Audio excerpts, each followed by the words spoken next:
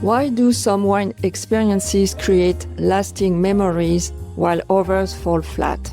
Is traditional wine education truly connecting with today's consumers? Hi, I'm Dr. Isabelle Leschave.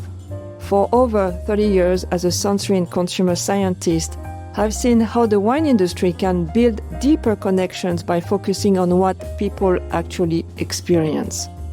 On We Taste Wine Differently, we bridge the gap between complex science and practical application. You will hear from me and other leading experts exploring fascinating case studies and get actionable insights to transform your approach. Learn how to leverage sensory and consumer science to refine your portfolio, engage guests more effectively in the tasting room, and foster those crucial long-term relationships. We challenge assumptions and provide research-backed strategies that work. If you're a wine professional ready to innovate and put your customers' experience first, this podcast is for you. Find We Taste Wine Differently wherever you get your podcasts. Subscribe today and start tasting wine differently. Hello and welcome to today's episode of We Taste Wine Differently. I'm your host, Isabelle Leschave, a wine sensory scientist, educator, and tasting coach. You know, the Wine Aroma Wheel is one of my favorite tools for training wine enthusiasts. The more they use it, the more confident they become in picking up wine aromas. And I also saw multiple times how pulling it out of my bag at a tasting event creates high engagement from novice tasters and even from the most educated ones. In today's episode, you will hear all about the origin of the Wine Aroma Wheel and why we, sensory scientists, think it changed the nature of wine research when Dr. Anne Noble created it. And you will hear from Anne herself. She had kindly participated in a discussion with an international group of my clients in December 2020. I have inserted some snippets from this discussion to include her testimonial. Although this tool can qualify as a millennial, being born in 1984, I will tell you why it is still very relevant to today's wine world. By the end of this episode, you will have 3 practical ways to add the aroma wheel to your operations, plus a special offer to thank you for being one of the early listeners of this new podcast. So listen until the end. One more thing, like my favorite detective would say. Full disclosure, Dr. Anne Noble is a very dear friend of mine, and I purchased her Wine Aroma Wheel business in 2019. That's probably why I know so much about the Wine Aroma Wheel, and that's why I'm so thrilled to share it with you today in today's episode. Bonjour and welcome to We Taste Wine Differently, the podcast designed to empower you, wine professionals, and help you truly connect with today's wine consumers through the power of sensory experiences. Each week, we will explore practical, science-backed methods and actionable insights rooted in sensory and consumer science to transform how you taste, talk about, and present wine, ultimately enhancing the tasting room experience and building long-term relationships with your consumers. Are you ready to taste wine differently and adapt to today's changing dynamics? Let's dive in. Let's dive in and start with this real question. Why did Anne Noble create the Wine Aroma Wheel? Like many breakthroughs, the Wine Aroma Wheel came out of months of frustration and the need to solve a problem. The problem was a communication disconnect between wine experts and non-experts. Dr. Anne Noble was a sensory chemist and professor at the University of California, Davis, when she developed the wheel in the late 70s, early 90s. She wanted to get beyond the vague and subjective language commonly used at the time to describe wine. Phrases like harmonious, elegant, or unique were often thrown around, leaving wine descriptors open to interpretation. Dr. Noble recognized the need for precision in the sensory evaluation of wines especially because this subjective wine language was a hindrance to her wine research. And thus, this handy tool was born. See, her research focused on understanding how specific practices in the vineyard or in the cellar could impact the wine aromatic profiles, meaning all the sensations tasters could experience through their senses of smell. So she needed precise descriptors that she could correlate to the wine aromatic composition, and she found evidence that certain aromas were the signature of varietal wines or the way the wines were made. So she decided to help wine tasters basically help her with her research. She developed a tool to help people categorize wine aromas in a more systematic way. Let's hear from Anne. How did I even begin the wheel? That was, I was lobbed into the course teaching at UC Davis, not knowing much about wine. Dr. Maynard Amarine was my predecessor. He was telling the students, oh, smell the Cabernet. And I'm going, sure, we can smell it. But this was in 1974. And we didn't have the words at that point. You know, if you don't describe things as a matter of force, then you don't have the words, you don't have the vocabulary. So I had to start accumulating that vocabulary, which I did through the classes that I taught at UC Davis. The first iteration of the Wine Aroma Wheel was published in 1984 in the American Journal of Enology and Viticulture, and it underwent a revision in 1987 to include a broader spectrum of descriptors to describe white and red wines. The Wine Aroma Wheel was created to facilitate communication among wine drinkers and wine professionals. This tool is a framework for a novice taster to decompose the aromas perceived in a glass of wine into defined categories. The list of 83 aroma descriptors is organized in 3 tiers on a circle, the wheel. First, 11 categories located at the center of the wheel describe the generic aroma families: fruity, floral, chemical, etc. These categories break down into the middle section with 25 subcategories. For example, fruity breaks down into 3 fruits, citrus, berry, and so on.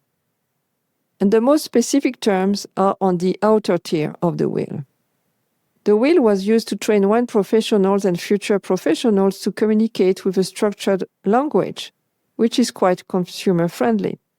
You don't see any technical words or jargon. Well, let me correct this, not exactly. There are still a few chemical words listed, especially in the fault category. Yes, I'm a fan of using the Wine Aroma Wheel to train novice tasters, but I know it has received criticism, mainly due to, dare I say, miscommunication. Let's try to address this criticism here. First of all, the Aroma Wheel doesn't intend to force-feed a lexicon to its users. It doesn't pretend to be the universal aroma language. The way I see it as a guide to help people feel less intimidated or pressured to find the right word to describe wine. Yes, it was created after tasting many American wines. The language has several American references like butterscotch or foxy. For a non-native speaker, that's an issue. But here is another example of Anne's testimonial and what she says about it.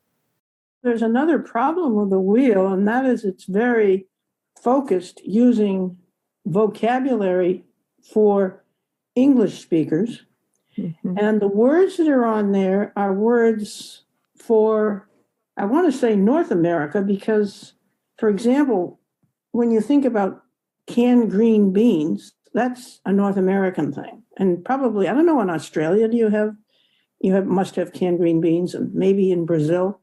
But in France, usually you're thinking about haricot vert, just barely blanched, not killed. So the vocabulary depends on what we were experiencing. That's why all the Aroma Wheel training Anne has been doing, and I continue to host, include working with aroma references to give tasters examples of the different aromas people could perceive in wine. And in my practice, if they use the word green bell pepper, or the word capsicum, I don't care, as long as we understand they speak about the green veggie note they may perceive in Cabernet or certain Cabernet Sauvignon. Another criticism I heard is that they are missing descriptors. Yes, that's true, the list only contained 83 descriptors, but it was never meant to be exhaustive. Anne would say there is so much real estate on an 8.5 inches circle. Let's hear more with her. So from my classes, when I was first beginning, I was accumulating words. And so the aromas that we most often encountered in wine were the ones that I put down. There are others that are perfectly good, but that aren't on the wheel. And before the age of computers, which is when we did this, we didn't have the ability to take a little section of the wheel and blow it up and then break down again and again into more words, which you could do now and you'd be able to read it. But, in the old wheel, if you squinched in more words, you wouldn't be able to read them. So we were limited by what you could put on the wheel physically and still see. But let's see the positive outcomes of using the Wine Aroma Wheel, especially for novice tasters or tasting room staff in training. Research studies conducted by Professor Catherine Latour and collaborators when she was a professor at the University of Las Vegas and later at Cornell University have demonstrated the efficiency of the Wine Aroma Wheel in enhancing people's wine education. The research highlighted two main positive outcomes. First, using the aroma wheel to describe wine and take notes facilitates the memorization of the tasting experience through a more structured approach to wine taste description. That's what we call the encoding process, how we memorize perceptions, descriptions, and the tasting context overall. The second benefit is that the aroma wheel guides tasters through the description process so they understand what to look for during a wine evaluation. When you're new to wine, this is a huge advantage and the whole tasting experience is less intimidating. I would add a third benefit. This one, by identifying the different aromas, people are more able to recognize and express what they like or don't like in a wine, making their future wine selection process easier and more enjoyable.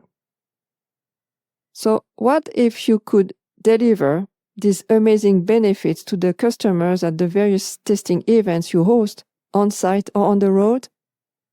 Let me illustrate my point with this true story. I belong to a local chapter of the American Wine Society here in Atlanta. On one weekend, I joined a group of 19 wine lovers on a day tour in the Georgia wine country. I was new to the group and didn't know the level of involvement these people have with wine. Were they starting their journey? Or were they what we called aficionados, highly engaged, highly educated, with a lot of experience tasting wine? I was going to find out. After a 2-hour ride, we arrived at the first winery, a cute farmhouse with a beautiful view of the rolling vineyards. We entered the farmhouse and the group split around 4 tables. As we got settled at my table, we got acquainted, talking about our backgrounds, small talks, very nice people. Then the host brought the wine flight, 4 stemless glasses served on a wooden tray. There was 1 white, 1 rosé, and 2 reds. So the host, welcomed us and got us started with the first wine, a Vidal Blanc. We all sniffed and sipped, and as it is my habit, I was taking notes. Mark was sitting beside me. He saw me juggling notes and asked about them. And then he asked, "How do you find all these words?" That's where I popped my secret weapon, the Wine Aroma Wheel, from my bag. I always travel with a few and handed them to my table companions. Everybody got excited. I gave them a 2-minute crash course on how to use the wheel. And that was enough to see them all sniffing, turning the wheel, pointing their fingers at words, matching the smells, discussing their perceptions, and coming to some consensus on their experiences. We continued the tasting, everyone using the wheel, adding their tasting notes on the half page provided by the winery host. And then Mark turned to me and said, Well, you made my day, Isabel. I don't feel stupid for not knowing what I'm doing. Wow. When the time came to leave, my table companions checked their notes and went to the counter to purchase their favorite bottles of wine. That was as simple as that. The Wine Aroma Wheel is a great and efficient icebreaker for people new to wine tasting. It gives them confidence to talk about the wine without the fear of feeling stupid, naive, or inappropriate. So how can you add the magic of the Wine Aroma Wheel to your tasting experience? Here are 2 ideas. You can take notes now, or you can download the one-page document I prepared for you. It contains all the instructions and practical tips. You will find the link to download in the show notes. So, 2 examples. For a stand-up tasting at the wine bar, you can provide these instructions to your guest. Smell the wine first and ask the following question. What does it evoke to you? Look at the Wine Aroma Wheel. The inner circle words represent the generic aroma category. Pick one and follow along that category to settle on a subcategory and maybe a more precise word. It's okay if you cannot go further than the middle. Smell again. Do you pick up another note? Look at the wheel again to guide you. Have a sip. Is something new coming up? Then, as the host, share your own tasting notes, acknowledging that we all have different perceptions, so that there is no right or wrong answers, and your guest may want to smell again or sip again to check if they pick the aromas you got. Then you can segue into the origin of your wine styles, what makes them what they are, the winemaker's philosophy, the distinct nature of your environment and climate. You can go deeper into the technicalities if your guests are very curious. Let's take another example for a more curated experience, let's say a seated tasting. You might start the tasting the same way, presenting the wheel. When it's your time to share your tasting notes, have some aroma references prepared on the side for an educational component. Let's say your Cabernet has a distinct cassis aroma, an aroma not many people are familiar with. Prepare a small glass jar with a cassis liqueur like a crème de cassis for people to smell. Adding aroma standards helps your guests understand your tasting notes and create a unique learning experience. It also allows you to anchor their memory on the unique aromatic profiles of your wines. Again, it's an opportunity to create an unforgettable tasting experience. And here's what Anne Noble shared with my students in 2020. After I retired, I went and taught short courses, really, which were this is how you do it, about smelling and tasting wine. What I always found is at every tasting, I'd be presenting wines blind, the standards blind. Somebody in that tasting would come up with something that none of us smelled in that wine. That was perfect, just perfect. And so everybody got totally jazzed that we had just learned that. That doesn't mean it's always going to be in that variety, but this is how easy it is to do and how exciting it is if you're like me and listen to your nose.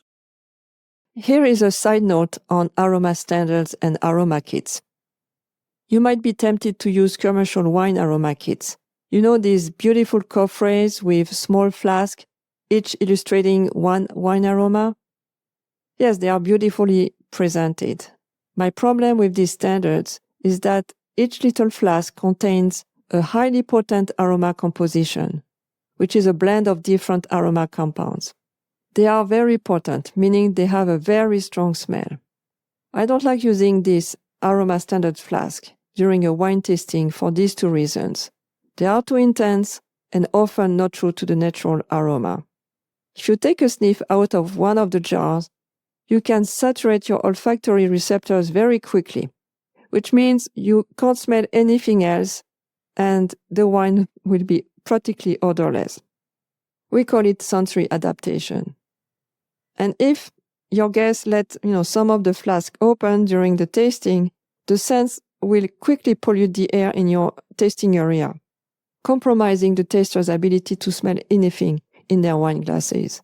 That's why I prefer to present Wheel products as aroma standards: a fruit, a juice, an essential oil. The smells are not too intense, but perceptible and more true to nature.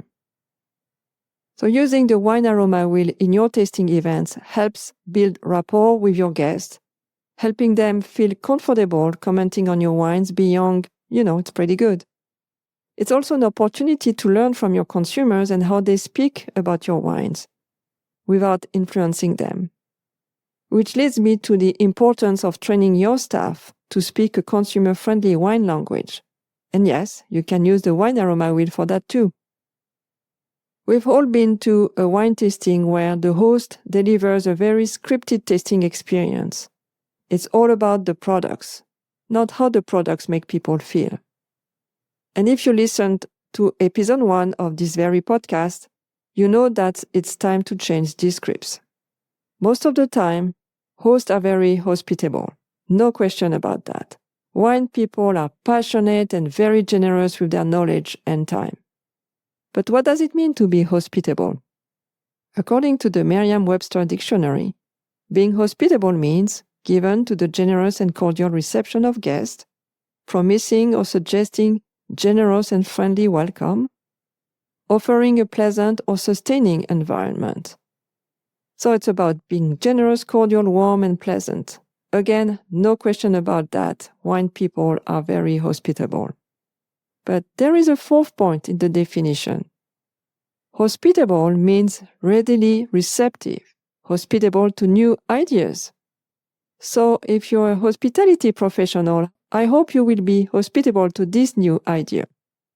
To change the tasting room scripts and the consumer experience, we need to move from being product-focused to being consumer-obsessed.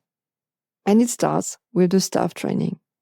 Your staff needs to relate to the wines they present like a normal person, not like a 20-year experienced winemaker or wine expert. Your staff need to be able to talk about the wine tasting profiles, what I call sensory profiles, with words that normal people understand. And aromas are the most difficult sensations to describe because nobody is taught how to do that when we grow up. That's why wine tasting notes can be so intimidating and obscure.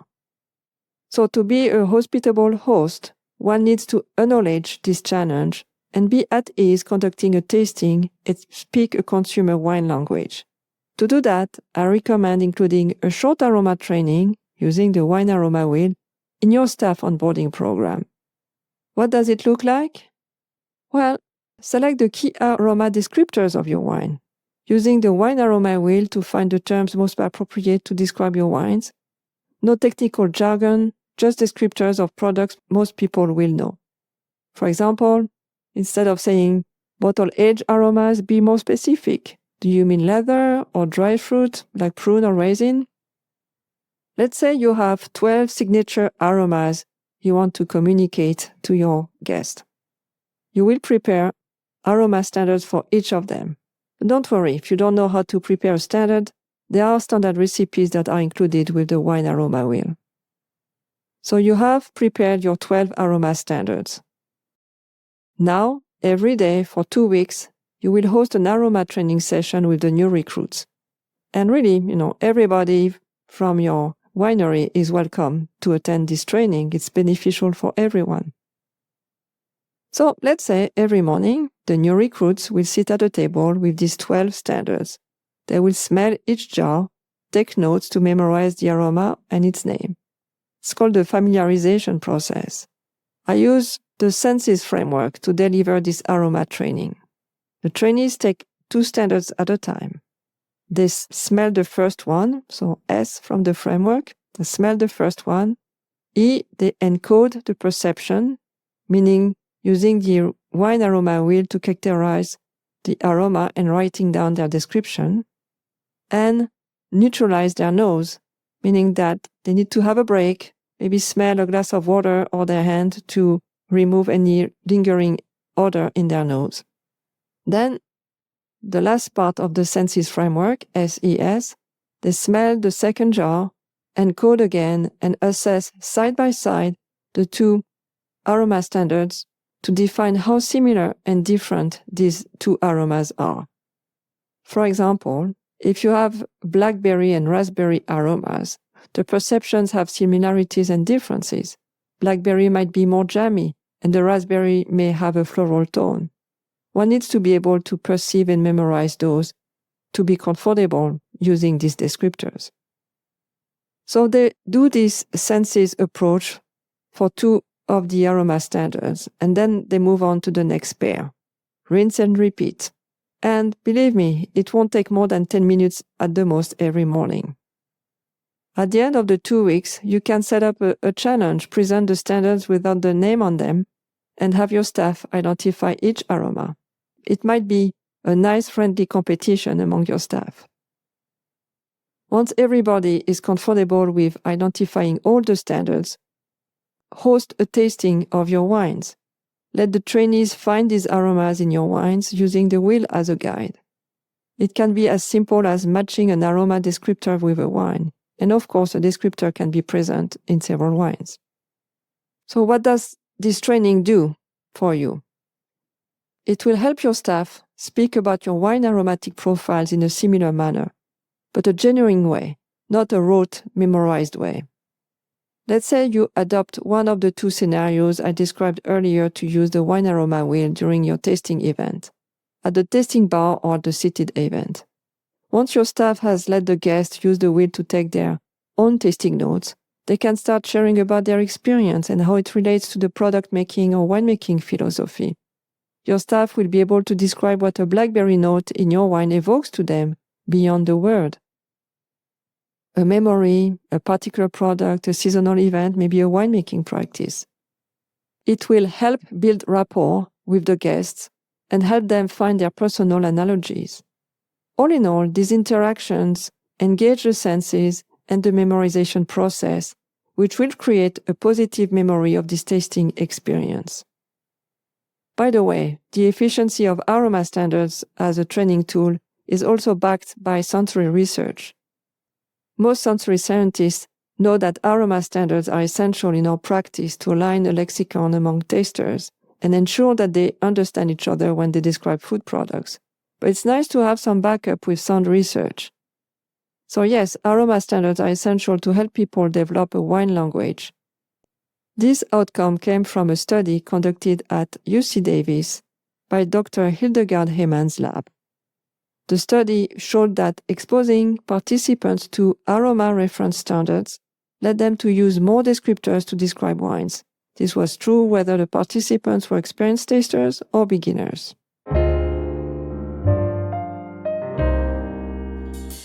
There you have it. To recap, today I shared with you the history and rationale behind the creation of the Wine Aroma Wheel by Dr. Ann Noble at UC Davis.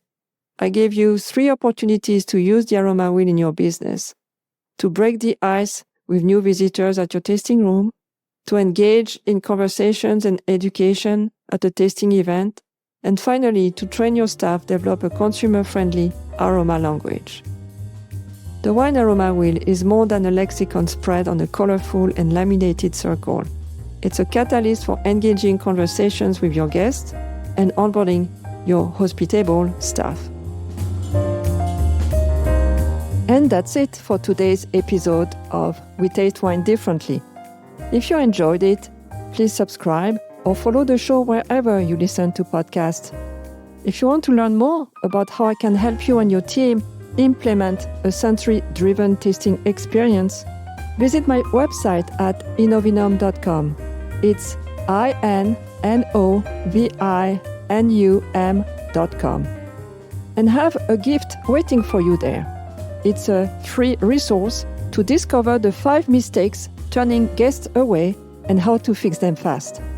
It includes a tool to assess practices in your tasting room. You will also find the direct link to download this paper and the tool in the show notes. À bientôt!